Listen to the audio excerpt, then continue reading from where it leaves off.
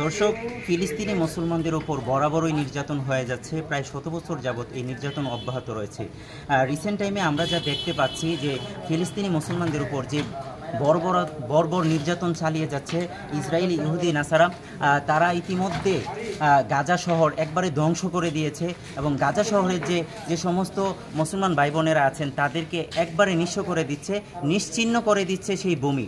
গাজা উপত্যকায় অবশিষ্ট বলতে আর কিছুই নাই। সেখানে হাজারো শিশুর কান্নায় প্রকম্পিত হচ্ছে আকাশ বাতাস, কিন্তু দেখার মতো যেন কেউ নাই। যারা মানবতা নিয়ে কাজ করছেন তাদের কোনো সাহায্য সহযোগিতা সেখানে পৌঁছাচ্ছে না, তাদের কোনো প্রতিবাদ আসছে না, তাদের কোনো বক্তব্য সোশ্যাল মিডিয়া এমনকি কোনো সাইডেই তাদের কোনো বক্তব্য পাওয়া যাচ্ছে না। সর্বোপরি মুসলমানদের বিরুদ্ধে সারা বিশ্বে যে নির্যাতন চালিয়ে যাচ্ছে, এরই অংশ হিসাবে ভারতে এবং আমাদের পার্শ্ববর্তী যে দেশগুলো আছে এশিয়ার মধ্যে সব দেশে মুসলমানরা নির্যাতিত হচ্ছে।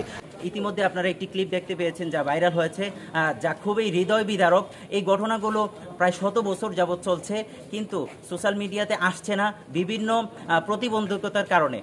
যাই হোক, যে ভিডিওটি আসছে তা খুবই হৃদয় বিদারক, যা আমরা মুসলমান একজন সাধারণ মানুষ হিসেবেও এটা গ্রহণ করার সক্ষমতা কোনো মানুষের থাকতে পারে না, যে একজন মানুষের লাশ আকাশে ভাসছে, আকাশে উড়ছে বোমার নিক্ষেপে। এটা কল্পনাই করা যায় না যে বর্তমান বিশ্বে এসে এরকম একটি হৃদয় বিদারক দৃশ্য আমাদেরকে দেখতে হবে।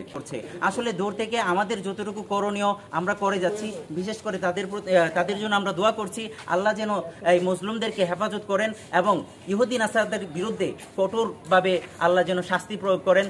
ইসরায়েল কেবল মুসলমানদের শত্রু না, পুরো মানব জাতির সূত্র হচ্ছে ইসরায়েল, এবং ইহুদি নাসারা যারা আছে সবাই হচ্ছে মানব জাতির জন্য একটি হুমকি স্বরূপ।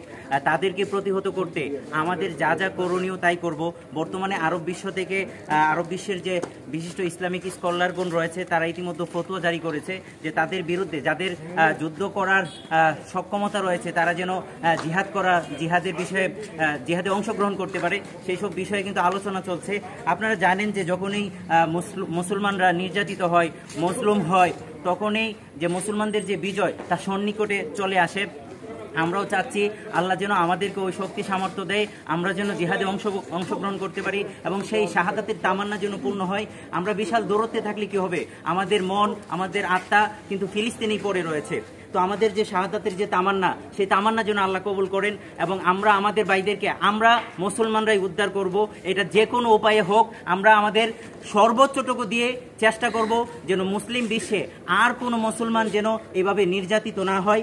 নাসরুম মিনাল্লাহি ওয়া ফাতহুন করিব ওয়া বাশশিরিল মুমিনিন।